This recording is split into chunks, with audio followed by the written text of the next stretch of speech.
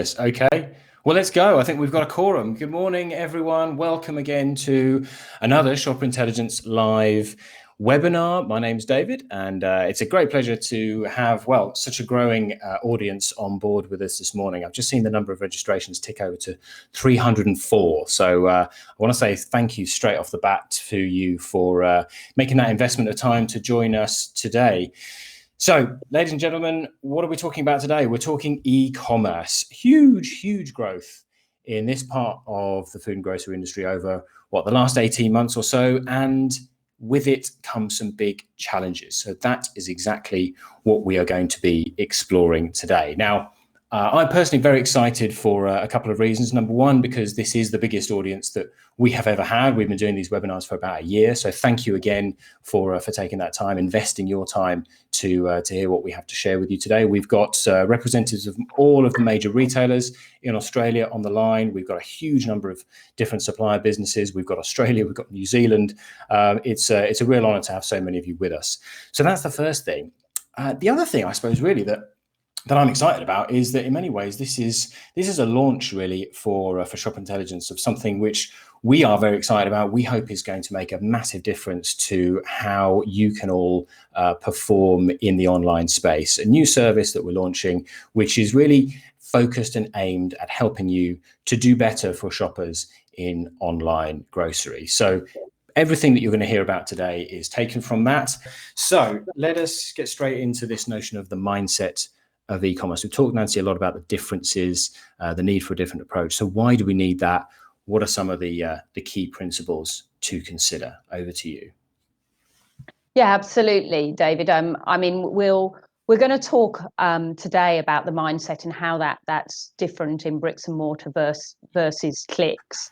The key thing I think we're going to leave you with today is that you need to change the way that you approach the shopper and think less about it being a shopper who shops in bricks or a shopper that shops online. Effectively, we've got the same shopper shopping across all of these channels and also outside of just grocery, in convenience as well, also buying solutions online in terms of delivery as well. But the mindset of that shopper can be quite different. So, you know, an 18-year-old can act more like a 40-year-old could do from a mindset point of view. So it's really key that you start getting your business and their mindset around how you deal with the different basic places that a shopper can actually purchase, and also the importance of acting quickly on this. And we'll talk to that a little bit more as we get into this.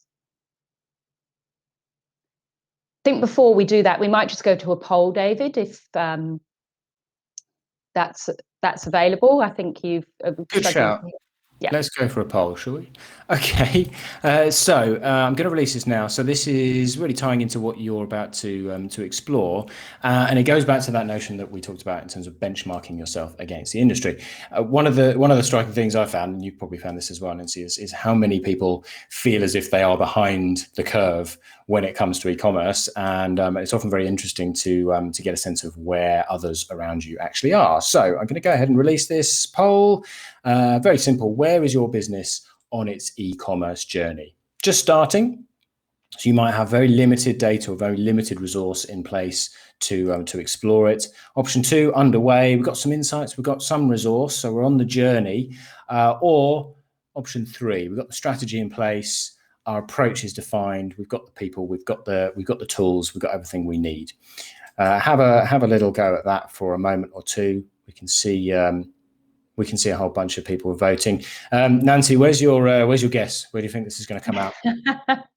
Look, I mean, we've been talking to a number of suppliers, and to be honest, people are at very different stages of the journey. But I would say most people are fairly early on that journey at the moment. So we're talking to some suppliers who are just in the midst of recruiting a dedicated e-commerce team. We've got some suppliers where e-commerce has just been added into a role that somebody else is doing, and they're very early in terms of understanding that. And we've got other suppliers who've got dedicated e-commerce teams, which may be sort of 3, 4, 5 people in those teams, and they're getting quite a bit of information, and sort of really looking at pulling together their omni-channel, omni-shopper strategy at the moment. So it's a mix. I'm very interested to see what comes out in this poll, or even where people think they are. Well, we've still got a couple of votes trickling in, but I think the bulk of people who wanted to get involved have. So thank you for that. The outcome, as it stands at the moment, is we have 21% of you saying you're just starting, limited resource, limited data. 68% of you, 69% of you now saying you are underway. So you've got something going on. Something is going on there, and the journey has begun. And interestingly, 11% of you saying that the strategy is in place. So you got some leaders, and you got a big pack there in the middle. I think that's probably where you would have thought it would pan out, Nancy, right? Yeah, it pretty much is. I mean, we've been talking to a number of suppliers. They're all at a different stage. I think what we have learned through those conversations is that there's one key problem that suppliers are facing right now, and that is that the triggers they would normally use in bricks and mortar are just not working for them online. And that's what we want to talk about today. And we might get into this, David, and talk about how you connect with the mindset, because that's the key problem. Is I'm used to talking to shoppers in that bricks and mortar space. I've got a lot of tools and a lot of understanding of how I do that. But how am I going to do that now that my shopper's moving online? And I might just share an example with you here of a client I was talking to probably only a couple of weeks ago. And that client had activated a promotion in store, and they'd activated the same promotion online. But the results they got are very different. So what they had seen happen in store is they'd seen some category growth, and they'd also seen some great share growth for their own brand. And as we can see here, we know that online shoppers are actually more promotional responsive than they are in store. So 1.5 times more likely to respond to a promotion online. So certainly they expected to get similar results online, but they didn't see the same thing. They saw basically no category growth, and basically very, very little category share from that promotion. So, conversation they were having with us was around why that had happened. Why had the promotion worked well in store and not worked so well online? So we went back and had a little bit of a look at that promotion, and the challenge was that they had got great visibility in store, and they'd also got great visibility of that promotion online, but visibility hadn't worked for them online. It's not so much about visibility. The message needs to connect with the mindset of the shopper. And on this particular promotion, and on this particular category, the shoppers were looking for the supplier to be able to call out authenticity and health cues. And one of the things that we see, David, if you keep clicking through this, is that authenticity and health are much more important to shoppers who are shopping online. And if you don't connect with that actual mindset, then it's much harder to make traction. The other thing was that although they were talking about an occasion, they weren't talking about the specific special occasion that shoppers might be shopping for with this category. And we can see that it's 4 times as likely, shoppers online are 4 times as likely to be shopping for a special occasion or a casual get together online. So I guess the key learnings from this are you need to be very smart with your promotional strategy online. It can work well. They are more promotional responsive, but you need to call out the specific things that shoppers are looking for and really understand what their mindset is when they're shopping online. Look, and that sort of brings me, I guess, to the next point here, which I want to talk to you about, which is win them early in their journey. Because I think one of the things that we're really trying to get to at this point, and when I talk to suppliers, they're saying we don't necessarily have a lot of investment to make online, is that it's important to invest in this journey very early and invest ahead of the curve. And why is that important? It's important because the lifetime value of the online shopper is worth a lot more than they are in bricks and mortar. So they're much more likely, twice as likely, to be loyal to a retailer and more likely to be brand loyal when they're shopping online. So, just thinking about this is they're more sticky to the first retailer they shop at. So you want to make sure that you get them into your retail environment early because they'll be more sticky with you. And also the first brand they buy in that category, they'll be more sticky to that brand. So there tends to be less switching between brands or switching between retailers in the online environment. So I really sort of want you to think about where you are on your journey now and how quickly you want to accelerate your strategy from an online perspective. It's actually going to be really interesting, I think, to see how the retailers battle this out, because obviously it's a very valuable shopper to the retailer. We've seen Woolworths do a great job and get some great growth over the last 12 months from the online environment. But certainly we're hearing at the moment from the Coles shopper that they find the Coles e-commerce offer easier to search and explore. So it'll be interesting to see how that comes out. This is... Sorry, go ahead, Nancy. I was just going to say that sort of, I guess, it brings us to our next point of talking retailers, David, and where they are on this journey. Yes, it does. I'm just reflecting in my mind on this point about total lifetime value of the customer. It was a term I remember Tesco using probably about 10 years ago when they started to move on this journey as well. But there's a real advantage, it seems, from what you're saying, to making early strides. If the loyalty is there to be won early in the journey, then it means you've got to get on this quickly. You've got to be there now. You've got to lock it in now. And the way to do that, as you're saying, is around the mindset. Okay, so now, as I said, bear with me. I'm doubling up a little bit. I know you're going to give me a bit of grace, folks, because I'm trying to do me managing the system, and now I'm going to flip into content mode. So our second lesson is, it really accompanies what we were talking about. I think for in part one there, for me, there is this burning platform. There's a huge advantage to being an early mover, to the early mover advantage, if you like. Now, this next lesson really accompanies that, and it's something actually that we say very, very often, and this is all about the notion that the conversation has to be tailored. And we say it very much in a bricks and mortar world, but when we're shopping, we don't think the same things as we move from one retailer to the other. Our needs and our expectations change. In e-commerce, it's every bit as true. And we probably know this instinctively, but this is one of these key challenges that we've learned about from you over the last few months, is you can't quite put your finger on why until you have that evidence in front of you.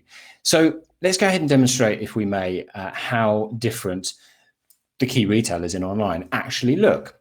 Now, we're taking one example here. There are many different lenses we could put on this, but one important example, one important lens, I should say, is innovation. Hugely important to our industry, huge driver of growth, also extremely resource hungry. So you want to be getting it right. We know as well that many of you have experienced that it's not landing consistently within the online space. Now, as I say, there are lots of different ways then of getting under the skin of innovation and why it may be working or why it may not be. Two of the fundamentals are around some things that I'm going to flash up now. So first of all, how motivated are online shoppers by newness and innovation when they shop different retailers online?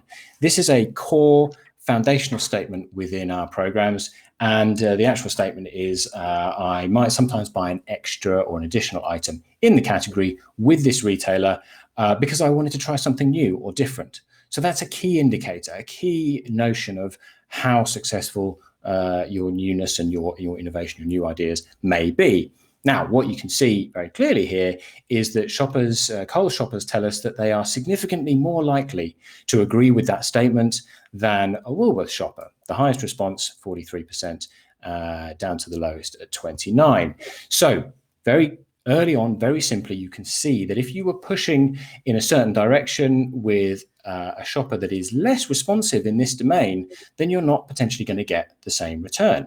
However, there are many other levers to pull. So what I'm going to pull up is the second one. Now this one, don't mind paying more. You can see actually the wording on the bottom of the screen. So I don't mind paying more for something that is better quality, something a bit different, something that I think is worth that trade up.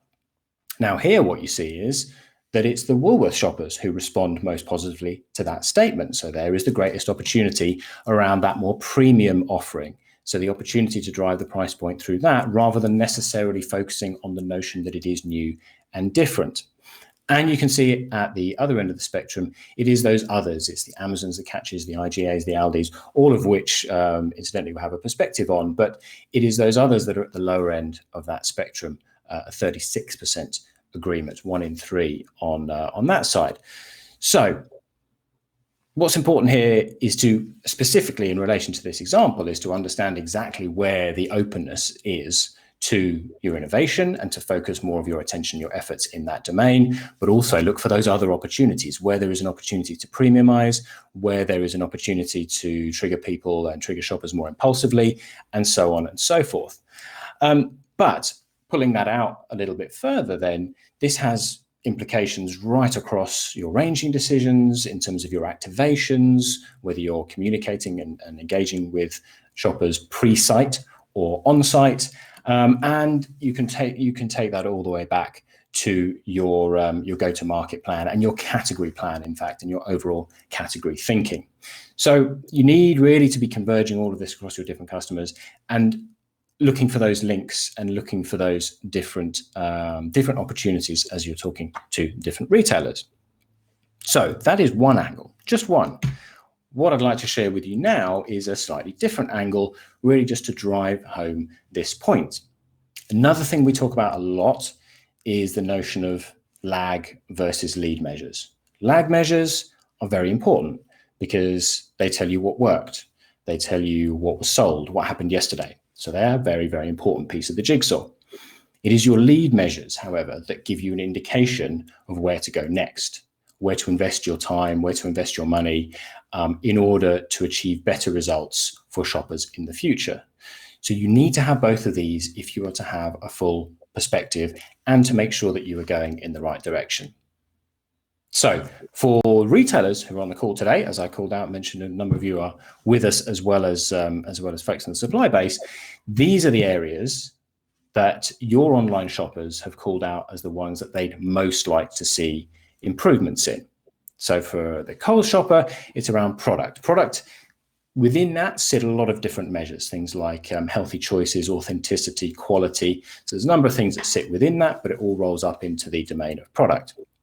For Woolworths, it's slightly different. For Woolworths shoppers, they're calling out assortment, which includes, amongst other things, range, depth and breadth of range. Then if you go on into the other group, the Amazons, the IGAs, the Aldis, actually those shoppers are calling out for improvements in execution, the navigation of the site, the layout of the site, the information that is available to them on those websites. So 3 very different perspectives from this shopper, from the shopper, demonstrating that it is not a shopper, it's not a generic shopper, but actually, as I said at the start, we all change our expectations and our needs and our motivations as we move from one retailer to the next.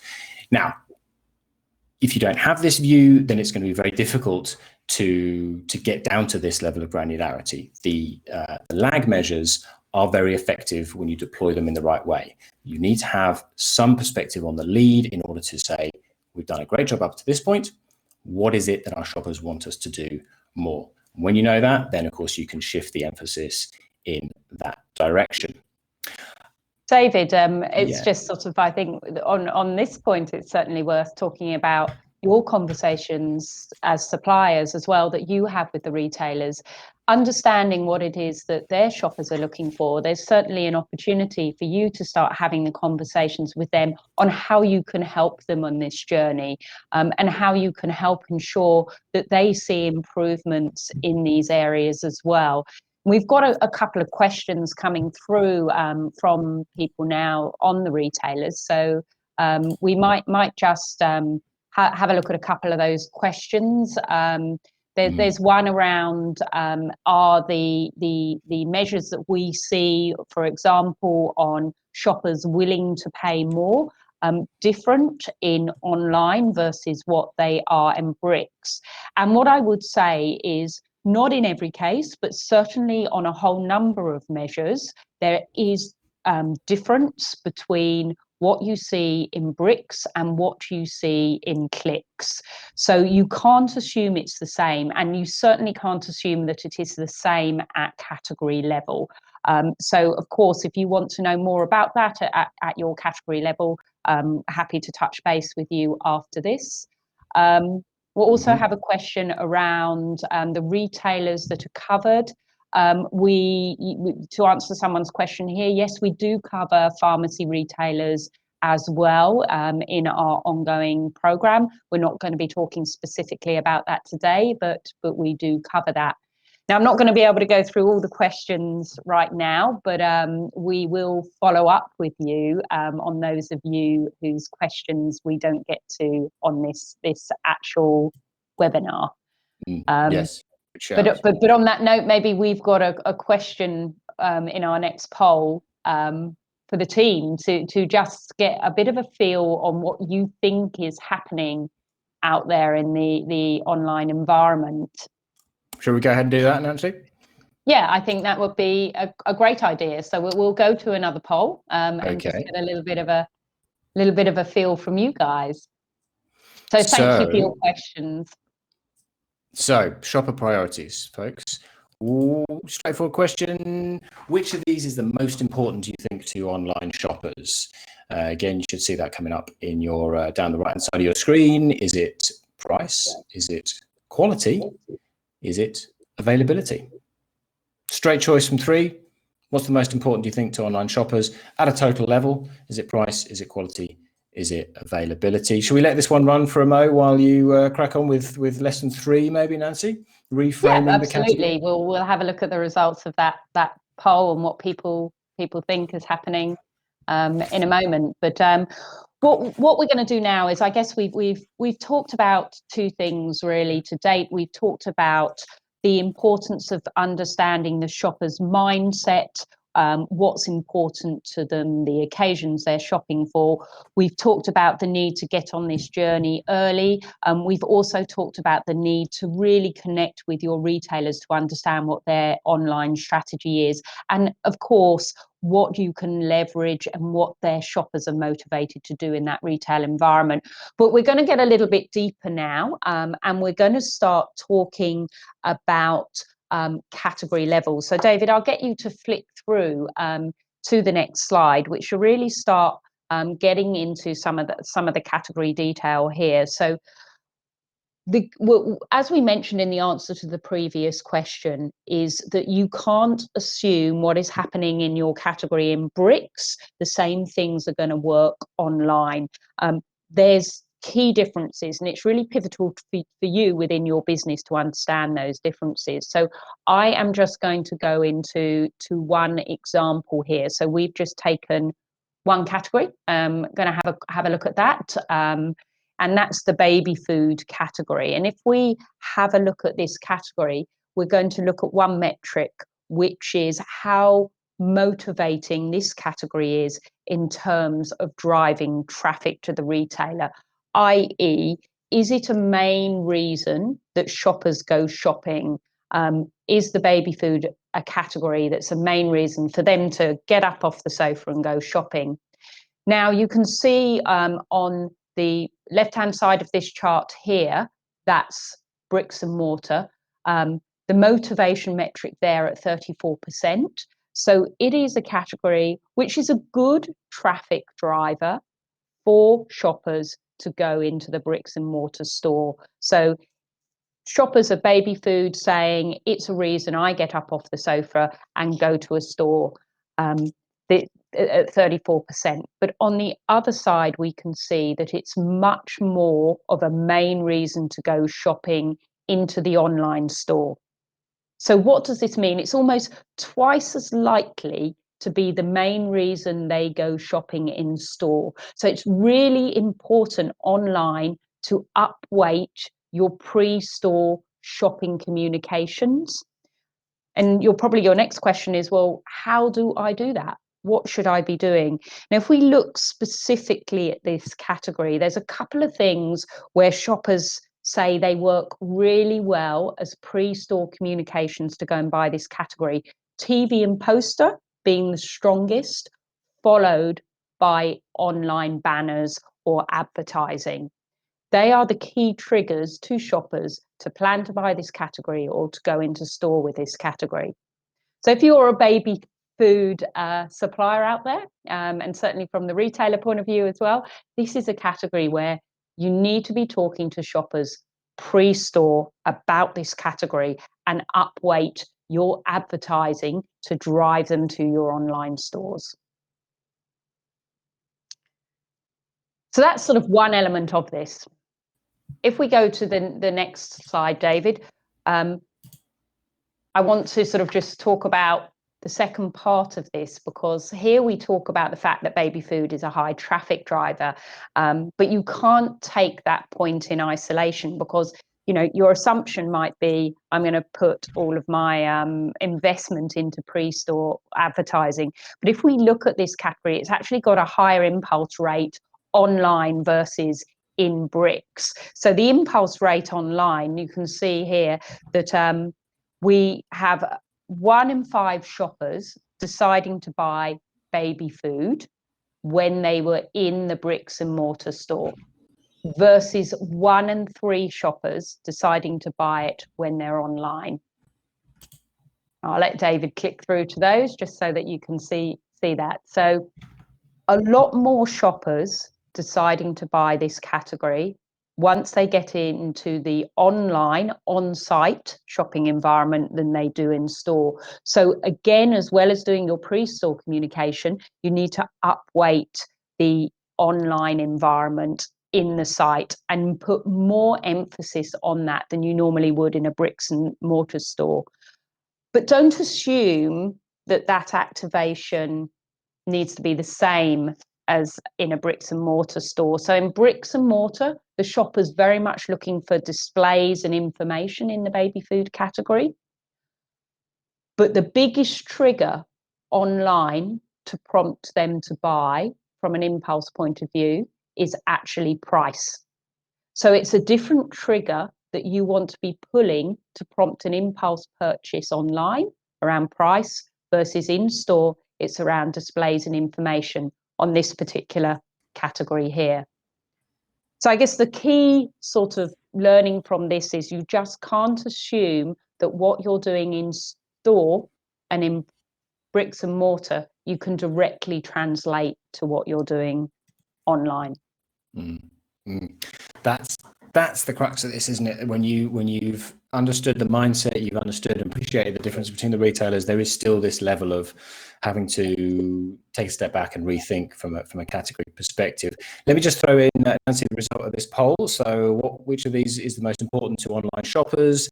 28% saying price, 4% only saying quality, 2/3, 67% saying availability.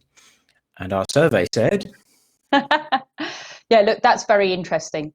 The two most important things are quality and price. And again, we talked about the retailer differences. They are different by retailers in terms of which of those things is most important by different retailers. We're not going to go into that detail right now, but those are the two most important things to shoppers. Actually, the third most important thing, so it's quality, price up there, is assortment.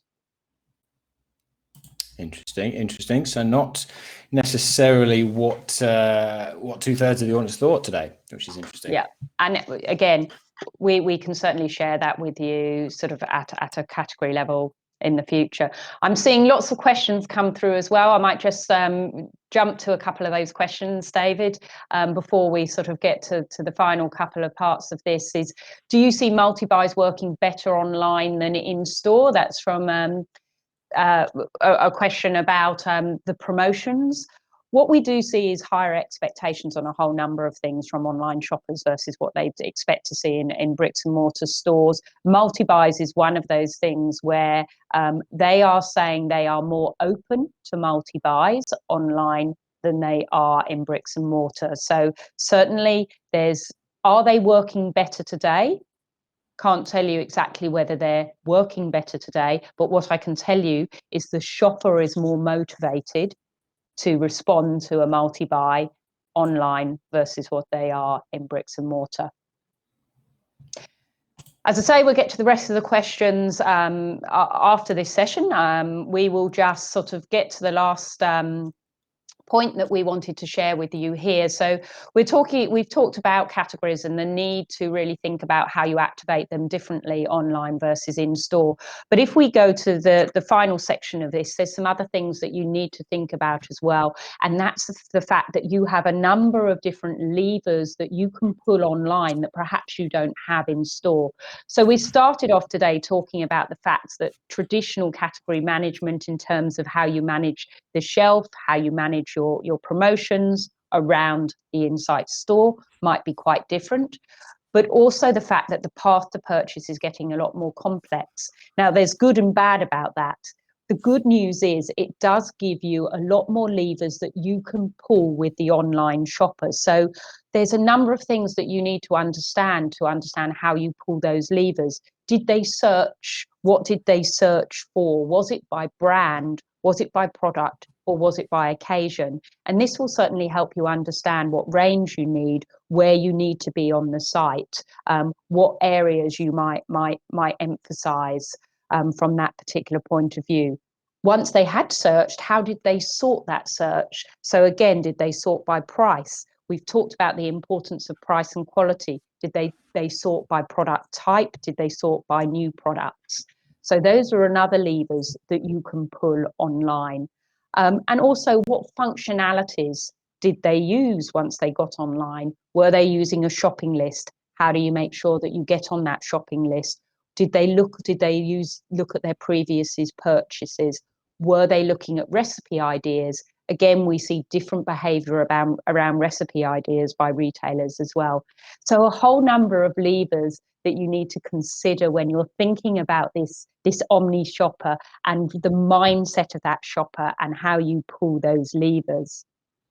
So kind of the key learning here is you really need to get behind that mindset. You really need to understand the shopper behavior and specifically within your category so that you can make sure you're pulling the right levers to the online shopper. Okay, so thank you, Nancy. We've had lesson 1, lesson 2, lesson 3. We've had a lot of questions within that anyway. But let's see. Shall we see if we can try and do a quick fire round, Nancy, over question time? Just conscious of the time. Sure. Lots of things coming in. Lots and lots of questions. So let's pick a few. There was one I was looking at here. I think it was from it was to do with baby food. So baby food, yeah, good example, but that's broadly what we would have expected. Are there some other more obscure examples? We have more obscure examples we can share, maybe not necessarily in detail today. What are your thoughts? Yeah, absolutely. What I would say is any of you who are familiar with our program and have been using it from the brick side over the last sort of 10 years that we've been going will know that we cover a lot of categories, over 150 categories across the grocery environment. We can certainly build your category into the program, and we are looking to do that from an e-commerce point of view. So we will have category level data across a number of categories in the future. So certainly happy to talk to you about that. Yes, give us a shout. We'll share our details at the end, and you can give us drop us a line and let us know specifically. Perhaps let us know what specific obscure areas you're interested in.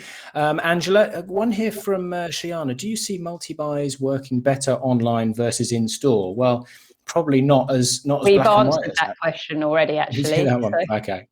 What was the answer? Tell me again. I missed it. To remind you, David. As I said, we've talked about the fact that promotions 1.5 times more effective online than they are in store on average. multi-buys is one of those areas where the shopper is more open to responding to those online versus what they are in store. But again, it comes back to you need to understand how you communicate that multi-buy to the shopper. So if there's one key sort of takeout today, it's not just about visibility online. It really is about connecting with the mindset of that shopper to actually leverage anything, but in particular to leverage your promotions there. Okay, thanks for covering that one off again. I must have been typing an answer to something else. Yeah, James, this is an interesting one. So as we need to make investment choices, are retail buyers changing their behavior to accept support in converting online customers versus those in stores? I'm not sure we have a definitive answer on that, but certainly I know you talk to a lot of people, Nancy. What's your perspective? Yeah, sort of broadly? Look, I mean, yeah, I don't know whether I can give you a definitive answer on that today, James. What I would say is that, you know, to a certain extent within Australia, we're early on this online journey here.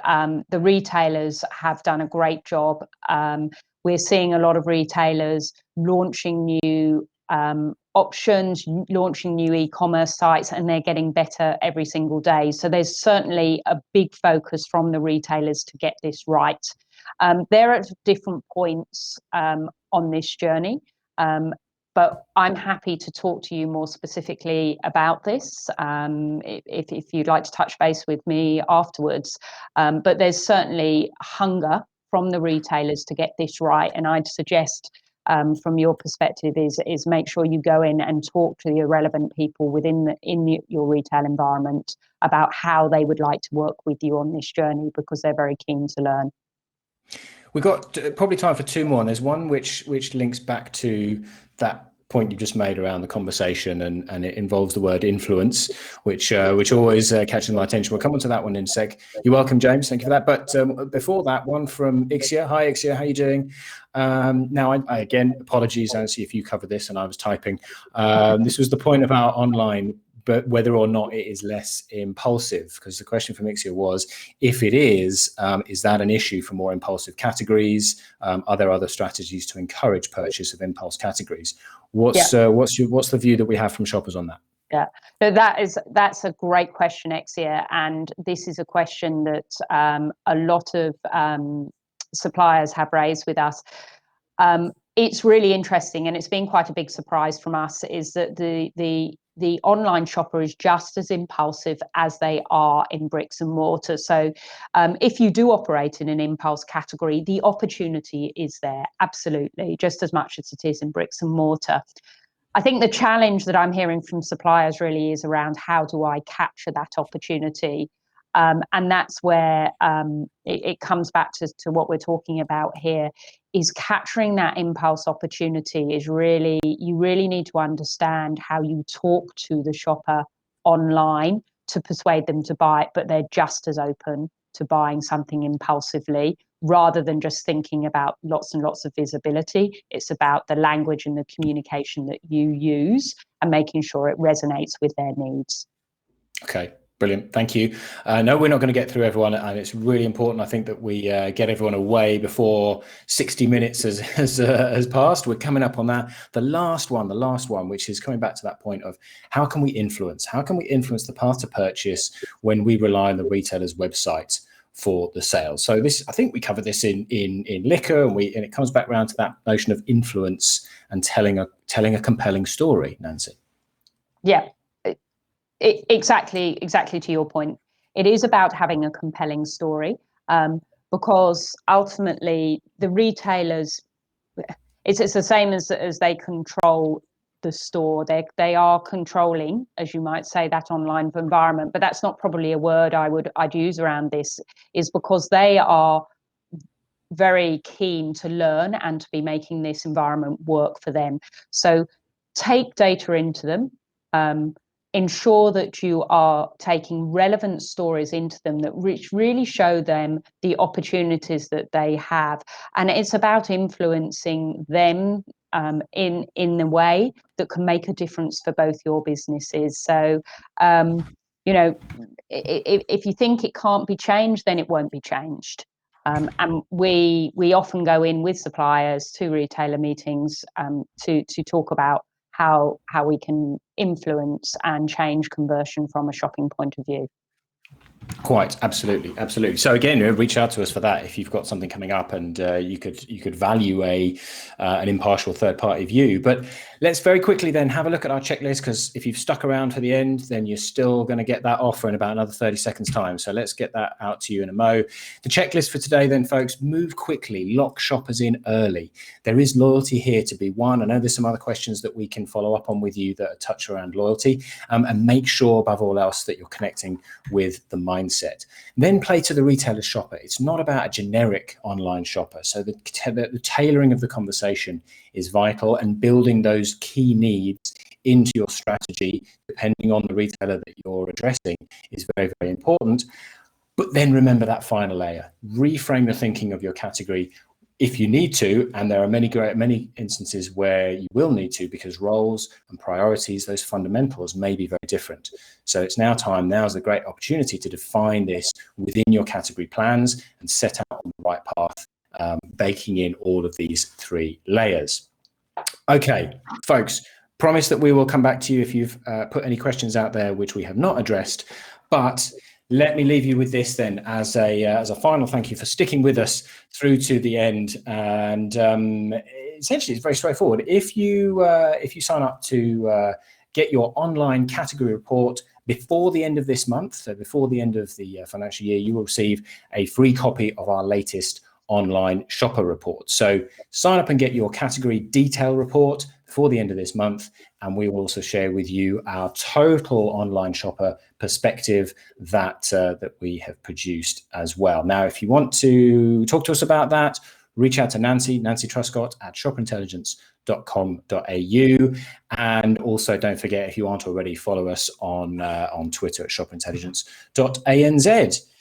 All that remains, I think, for me to say is thank you, Nancy. Thank you, everybody, for giving us some time this morning. Certainly happy to chat with you at any time. Just reach out to me. So appreciate it. Thank you. Thanks to all of you for taking part. And as I said, follow us and make sure you take up on that offer if you can before the end of this month. Take care, stay safe, and we will see you all again very soon, I hope. Bye for now. Bye-bye.